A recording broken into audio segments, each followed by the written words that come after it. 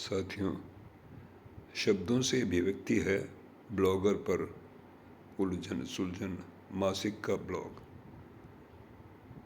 इस पर कुछ उपयोगी ब्लॉग का विवरण इस प्रकार है। इस लिंक के अंतर्गत आपको मिलेगा विवरण कि संदेश केवल शब्दों का मेल नहीं होते, वे मनुष्य के अंतर्मन की धड़कनों को दिशा देने वाले संकेत भी होते हैं।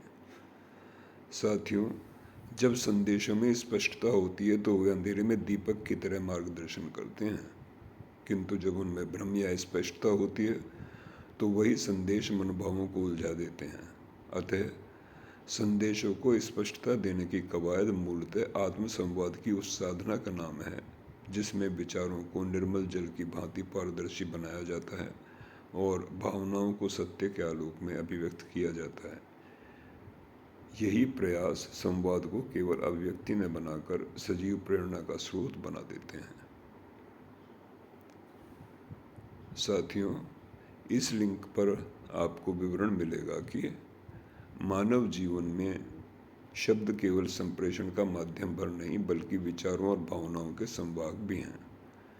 शब्दों से ही समझ का विकास होता है क्योंकि वे मन और मस्तिष्क के बीच सेतु का कार्य करते हैं। जब विचार शब्दों में ढलते हैं तो न केवल व्यक्ति अपनी अभिव्यक्ति को स्पष्ट करता है बल्कि दूसरों के अनुभवों, ज्ञान और दृष्टिकोण से भी परिचित होता है। यही प्रक्रिया समझ को गहराई देती है और संवाद को सार्थक बनाती है। अतः कहा जा सकता है कि शब्दों की शक्ति से ही मानवीय चेतना का विस्तार और सामाजिक समरसता का निर्माण संभव है। इसके अतिरिक्त साथियों, एक और नई और दिलचस्प गतिविधि आपको देखने को मिलेगी जिसमें रेखा जैन ने अपनी एक पुस्तक तैयार की है। उसका समस्त विवरण दिया गया है।